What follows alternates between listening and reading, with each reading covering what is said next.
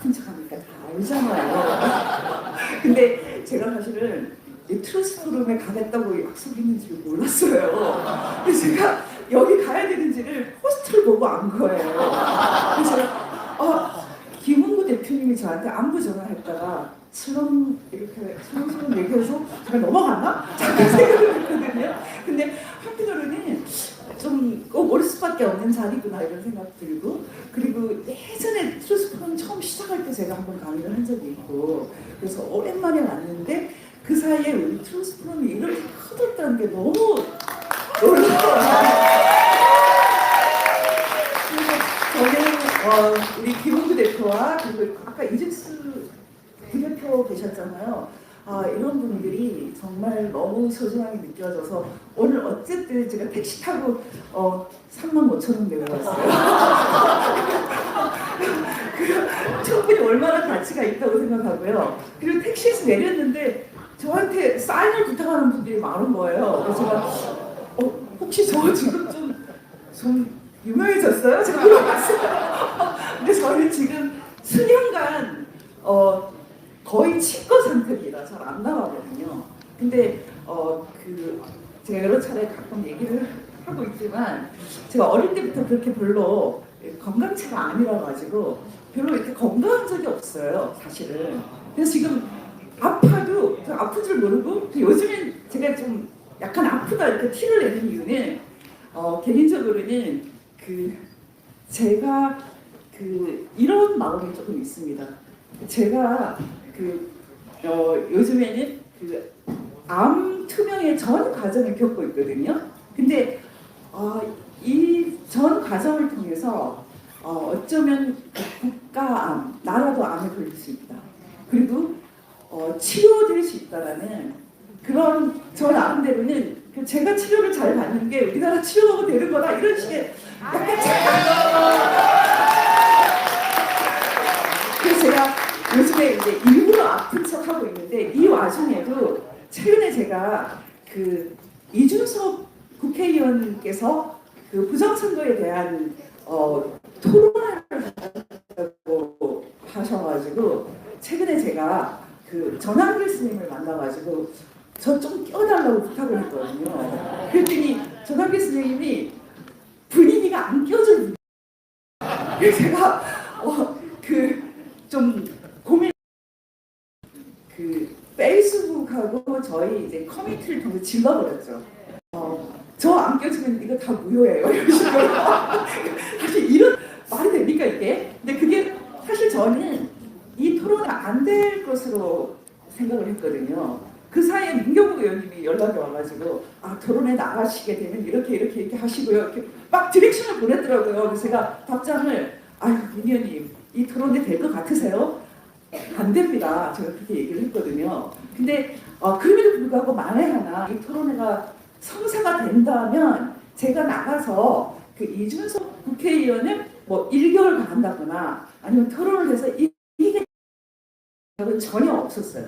그리고 제가 그 정도로 좋지도 않고 그리고 우리 위대한 하버드인가요? 하버드에서 공부를 하고 뭐 컴퓨터와 경제학과 중국어를 공부한 이준석 국회의원을 이길 자신이 없습니다. 근데도 불구하고 제가 이 토론회를 꼭 나가겠다고 생각했던 이유는 만약 불러준다면 사실은 제 나름대로는 몇 가지 프로토콜이라고 할 수 있는 토론을 할 수 있는 기반이 되는 몇 가지 지식에 대해서 한번 확인을 하고 싶었거든요. 그 중에 첫 번째가 뭐냐면 일단은 계속해서 이준석 의원이 이때까지 선거에 대한 우리나라 선거에 대한 재판이 대법원에서 여러 차례 열렸다. 그런데 왜 자꾸 딴말을 하냐 이런 주장에 대해서 사실 이게 언론도 계속 반복을 하기 때문에 사실 이게 엄청난 허위다. 이걸 꼭 말하고 싶어요. 이것에 대해서 확인이 없으면 토론은 전혀 무효되거든요. 왜냐하면 지금 한국에서 하고 있는 선거 단심이라는 것은 기본적으로는 형사재판이 아니거든요.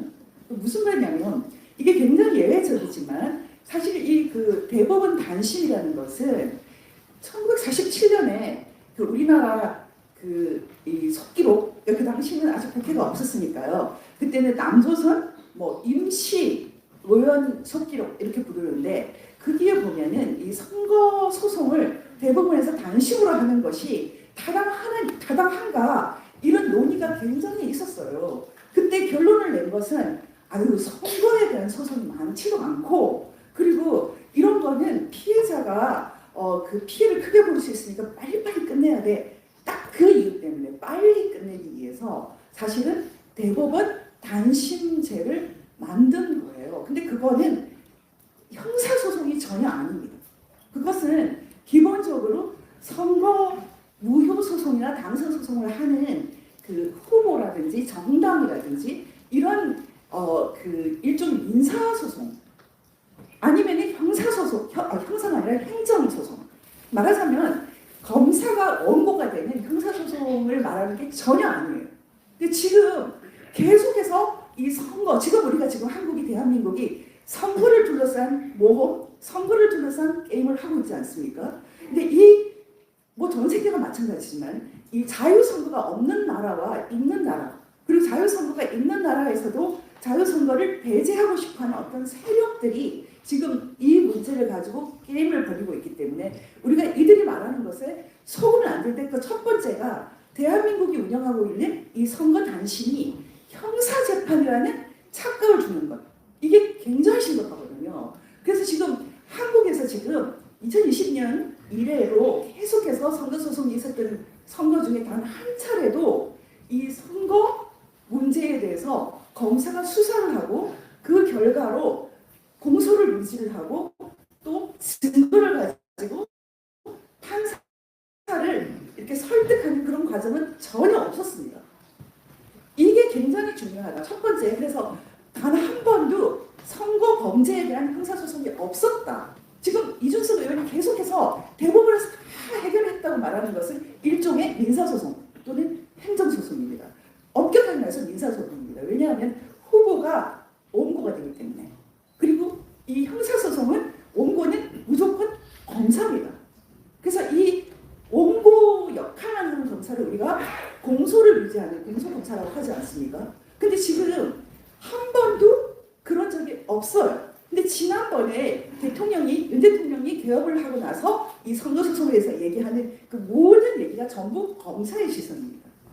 검사의 시선으로 보는 첫 번째가 증거에 대한 입장이거든요. 증거에 대한 입장을 얘기하기 전에 형사소송과 민사소송의 가장 큰 차이는 형사소송은 무조건 원고가 국가가 지명한 검사입니다. 그 검사가 입증 책임을 갖고 있는 것이 형사소송의 특징인데요. 검사가 입증 책임을 갖고 있다는 것은 검사 손에 들어가지 않은 증거는 사실 형사재판의 증거가 아니고 물론 민사소송이나 행정소송도 증거가 있잖아요. 당연히 있거든요. 근데 그 증거에 대한 입장이 형사소송과는 민사소송이 다릅니다. 왜냐하면 민사소송에서는 증거 중에서 그 영장을 신청할 때 쓰는 증거가 있거든요. 근데 이게 지금 증거법, 이건 이제 미국 증거법하고 한국 증거법이 거의 같아요. 그래서 제가 미국에서 나온 이 증거 계산을 항상 보여주는 건데 최근에 제가 그 페이스북에서 이것보다 더 쉽게 표현한 이 증거 계산을 제가 봤어요. 그래서 제가 하나 더 주워왔거든요. 이건 제가 항상 보여주는 건데 이것 말고 더 쉬운 게 있습니다. 한번 켜보시겠어요? 근데 지금 이거 아니고 제가 아침에 보낸 거예요. 근데 없으면 이걸로 하겠습니다. 여기서 제가 이제 시간이 없기 때문에 간단하게 설명하기 위해서 지금 여러분이 보시면 제가 개연성이 있는 이유라고 번역한 게 있어요. 최근에 제가 본 것은 그냥 상당한 근거 이렇게 표현했더라고요. 근데 이 개연성이 있는 이유가 있으면 영장을 칠 수 있어요. 딱 그 정도. 미국에서는 정해져 있거든요. 이 프로버블 코즈가 있으면 영장 칠 수 있다 이렇게 정해져 있거든요. 근데 지금 개연성 있는 이유 정도 되는 증거를 여러분이 이미 굉장히 많이 봤어요. 뭐 빳빳한 투표지. 사실은 배추잎 투표지 같은 것은 완전히 이 정도면 수사 들어가야 돼라고 하는 그런 그 개연성 있는 이유, 상당한 근거가 되는데 배추잎 투표지보다 더 좋은 증거도 굉장히 많아요. 근데 지금 중요한 것은 민사와 형사의 가장 큰 차이는 사실 민사에서 가장 높은 수준은 제일 위에 있는 그 합리적 의심의 여지가 없는 입증이 아니고요. 그 밑에 있는 더 정확하게 말하면 사실 그 우월 증거라고 제가 표시한 이게 쉽게 말하면 무슨 뜻이냐면 어떤 증거가 있는데 그 증거가 없는 것보다 낫다. 그러니까 가령 이혼 소송할 때 뭐 이렇게 배우자가 바람을 핀 그런 증거가 있는 것이 훨씬 유리하잖아요. 그런 것을 지금 말하는 것이 세 번째 나오는 우월 증거 또는 더 명진한 것은 명확 증거. 민사소송에서는 이 정도로 끝을 냅니다. 그러니까 재판부에서 증거에 대해서 형사재판보다는 심각하게 안 본다는 의미가 있거든요. 근데 지금 형사재판에서는 뭐 우리가 보기에 이런 정황이 있어 이 정도 갖고는 유죄 입증이 안 되거든요. 지난번에 그 윤 대통령이 뭐 살인 현장에서 혈흔도 있고 피도 있고 뭐 칼도 있고 그래도 이걸 가지고 수사를 제대로 안 하면은 증거가 안 된다고 하지 않았습니까? 그래서 우리가 이런 걸 다 국가수로 보내야 돼요. 국가수로 보내서 이게 확실하게 범인의 지문도 있고 혈흔도 있다. 이런 걸 다 입증을 해야 되는데 지금 우리나라에서 이런 형사 범죄 그 선거 형사 범죄 재판이 한 번도 없었어요. 여러분 그거 알고 있습니까? 제가 이준석 의원한테 이 얘기를 하고 싶은 거죠. 우리는 선거 범죄에 대해서 얘기하는데 왜 선거 범죄 재판이 한 차례도 없다는 것을 당신은 지금도 모르고 있나요? 사실 그 얘기가 정말 하고 싶었어요. 그리고 지금 선거 범죄에서는 입증 책임이 검사가 갖고 있습니다. 그건 무조건인데 검사가 무조건 자기가 원고가 돼서 피고가 선관위라고 할 때 선관위를 괴롭히는 것이 형사재판이 아닙니다. 이렇게 수사를 하다 보면 선관위에게 압도적으로 유리한 재판 그 증거가 나오잖아요. 근데 그걸 숨기면은 검사가 저를 받거든요. 그것도 다 제출을 해야 돼요. 그래서 지금 이렇게까지 선관위가 우리 같은 극우한테 뭐 제가 뭐 거의 극우 취급을 당하잖아요.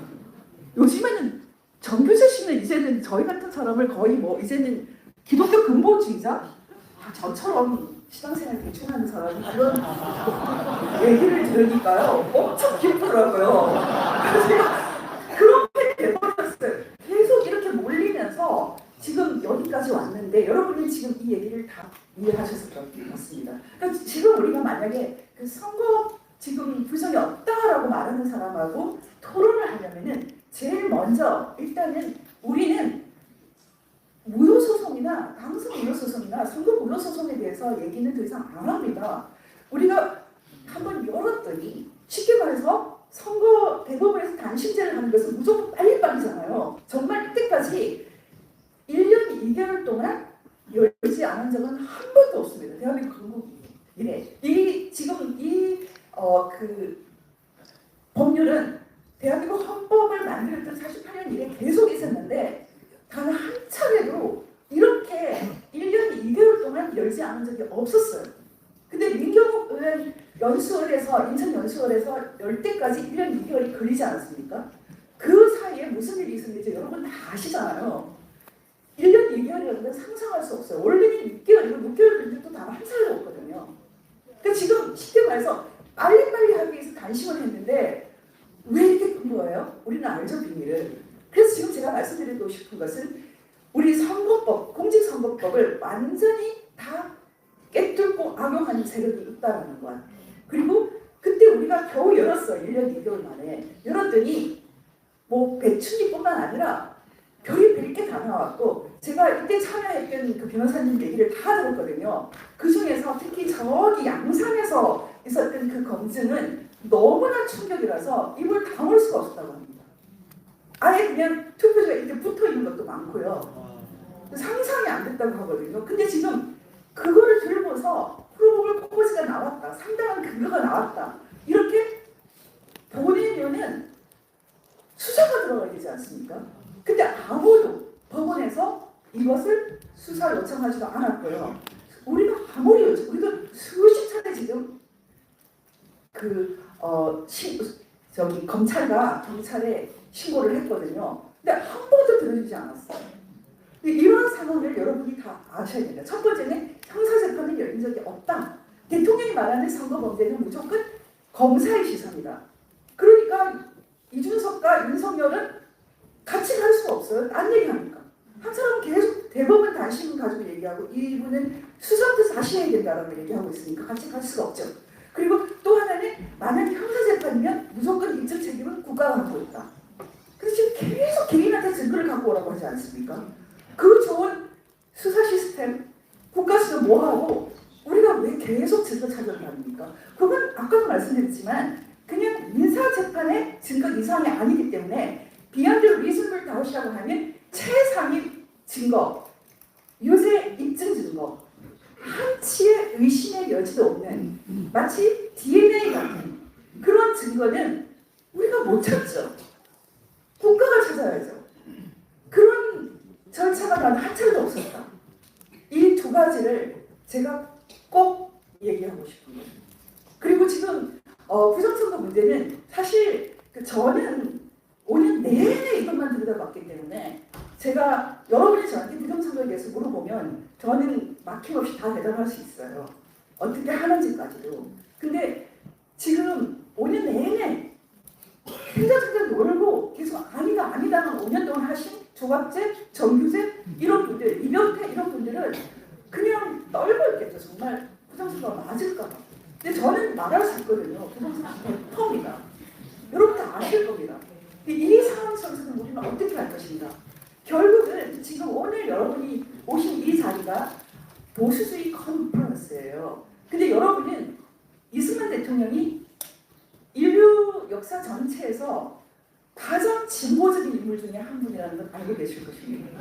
그럼에도 불구하고 우리가 보수주의 컨퍼런스라고 하는 이유는 지금 이 시점에서 우리가 지켜야 될 것, 보수해야 될 것, 그 시작점이 어디에 있는지 그것은 바로 1948년 반만 역사에서 처음으로 국민 전체가 신하도 아니고 종도 아니고 주인이 된 바로 그 시점, 그 제도, 그 정신을 지키겠다는 보수 아닌가요? 맞습니다. 그 이전에 뭐 국민의 한 40%, 50%, 60%까지를 다 노비로 만들고 여자들은 태어나면 뭐 태어나는 순간 그때부터 쟤 왜 태어난 거야? 이런 거 저희 집에 딸만 있거든요. 약간 이런 갈시 같은 그런 것이 사실 이제는 여성에게도 다 투표권이 있어. 당신들 다 이제 주인이야. 이게 바로 1948년 헌법체제고 우리가 그걸 지키고 싶죠. 근데 그 헌법체제가 조용히 스모미국이라고 제가 표현하지만 티나지 않게 거의 80년에 걸쳐서 무너져 왔다는 것을 제가 설명하고 있습니다. 그게 바로 수호민국인데 제가 이 수호민국을 여러분 보신 분이 계시겠지만 이 책을 그 30년 동안 갖고 있다가 이제 내보는 건데 이 책을 쓸 수 있었던 것은 제가 북한 연구자이기 때문이에요. 그러니까 북한이 한국을 어떻게 보고 있는지 저는 지금 예전에 남로당 간부부터 시작해가지고 주사파, 주체사상을 만든 분부터 시작해가지고 굉장히 운 좋게도 북한 관련돼서 최고의 취재원들을 만나왔어요. 근데 그 북한 연구를 통해서 제가 알게 된 것은 북한 80년의 역사는 한 줄로 요약하면 대한민국에 대한 컴플렉스와 어떻게 하면 대한민국을 괴롭힐까를 연구하는 역사거든요. 그래서 북한의 역사는 대한민국에만 시선을 둔 역사예요. 반대로 우리는 북한에 관심이 없고 우리는 그냥 더 잘 사는 나라, 더 좋은 나라, 해외로만 관심이 있었죠. 그리고 우리가 항상 미워했던 일본, 뭐 이런데 그래서 우리의 시각은 전 세계로 열려 있었고 북한은 이 머리 받고 남한만 보고 있어요. 그러니까 북한이 갖고 있는 가장 좋은 머리, 두뇌, 북한이 인민들의 고혈을 짜서 마련한 그 공작금을 한국에 다 투여한 거죠. 제가 사실 수원민국에서 쓰지 않은 것이 하나 있는데 이게 참 고백하기가 싫었어요. 지금 이 책을 보면 사람들이 우리나라 뭐 대한민국의 지식인들 대부분 수원민국을 보시면 알겠지만 통역당은 서울 상대 그리고 민혁당은 서울법대에서 주로 다 만든 것 아닙니까? 네, 그래서 뭐 대단히 머리 좋은 자기들은 예전에 주사파 때 하태경만 해도 늘 자기는 뭐 전국 100등 했다 이렇게 말하고 다니는 사람이고 한 번도 수학 문제를 틀린 적이 없다. 저한테 직접 그렇게 말하더라고요. 근데 다 머리 좋은 사람들이 얘기인데 여러분 지금 이렇게 머리 좋은 사람들이 너무나 멋진 어떤 고상한 이력 때문에 지금 대한민국을 이렇게 난간에 맞들었느냐? 제가 30년 동안 연구하고 봤을 때는 아니었어요. 북한 공작의 비밀은 딱 두 가지를 요약했습니다. 하나는 돈, 하나는 가족이었어요. 그래서 어쩌면 북한 공작의 비즈니스는 돈과 가족 비즈니스예요. 가족으로 연결하고 또는 돈으로 매수하면서 그건 서울대 교수들도 마찬가지였어요.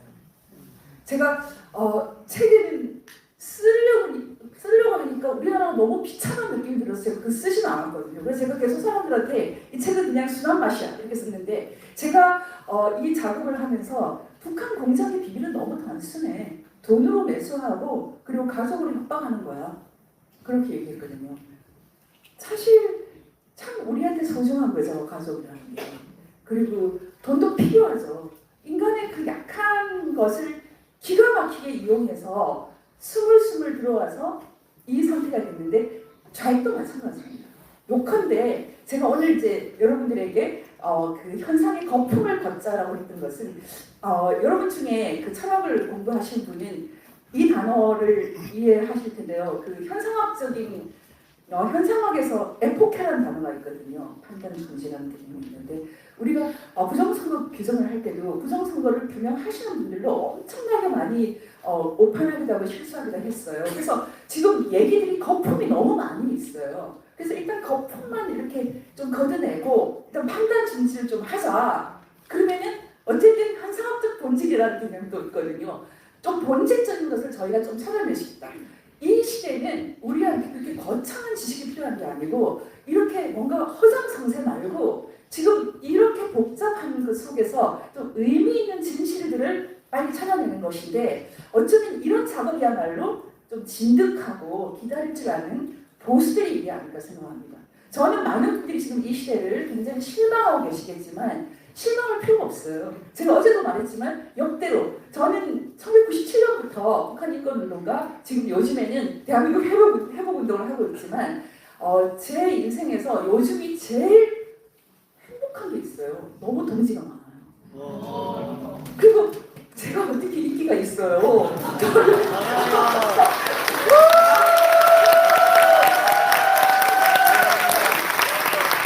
말이 안 됩니다 이게.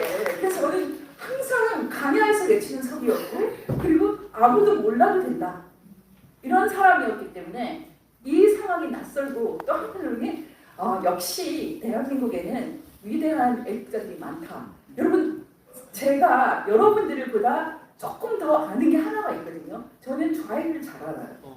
사실은 우파들은 좌파들에 별 관심이 없거든요. 근데 좌파들이 갖고 있는 가장 중요한 특징 중에 하나가 역시 북한처럼 우파에 대한 컴플렉스예요. 그래서 여러분들은 지금 어떤 면에서는 난생 처음으로 지금 밀려 있겠지만 심리적으로 여러분들이 크게 기침 소리만 내도 다 도망갑니다. 그래서 이제는 숨지 말고 말씀하셔야 돼요. 아멘. 저는 기회만 있으면 차 타고 가다가도 이렇게 누가 시위하고 좌파 시위하고 있으면 무조건 저는 창문 내립니다. 그래서 창문 내리고 지금 뭐 하시는 거예요? 그래서 지금 저는 그리고 길거리에서 이렇게 시위할 때도 좌파들 시위할 때 꼭 가요. 가가지고 혹시 여기 뒤에 북한이 지령하는 거 혹시 아세요? 제가 꼭 이렇게 얘기하거든요. 근데 저는 평생 이렇게 약간 좀 또라이처럼 살 것 같다 이렇게 생각을 했는데 요즘에는 너무나 저와 비슷하고 오히려 저보다 심한 사람이 너무 많더라고요. 그래서 좀 너무 행복하고요. 최근에는 저랑 똑같은 이름의 어떤 분이 전국이 현수막을 달고 다닌다는 거예요. 그래서 저희 가족들도 헷갈려가지고 연락이 오니까 근데 제가 그런 면에서 저보다 더 훌륭하신 동명이인이다 이렇게 얘기를 했습니다. 여러분 오늘 제가 있었습니다. 검사이신 윤석열 대통령이 그거 한번 제대로 해보자 했다가 지금 감옥 계시는데 곧 나오실 거라고 믿습니다.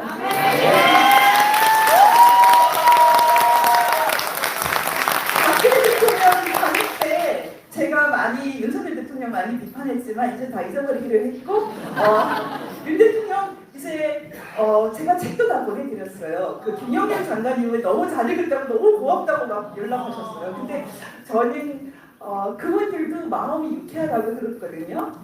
기죽지 않고 왜냐하면 우리가 진리 가운데 거하고 우리가 떳떳하기 때문에 우리가 승리합니다. 지금 딱 1분 남았어요. 이 1분 동안 저는 그냥 여러분들에게 기도 같은 얘기 나누고 싶어요. 소망 같은 거. 약간 눈물이 나는데 저는 평생 북한 사람들 그냥 다음 길을 걱정하지 않아요. 그리고 교육을 잘 받았으면 좋겠어요.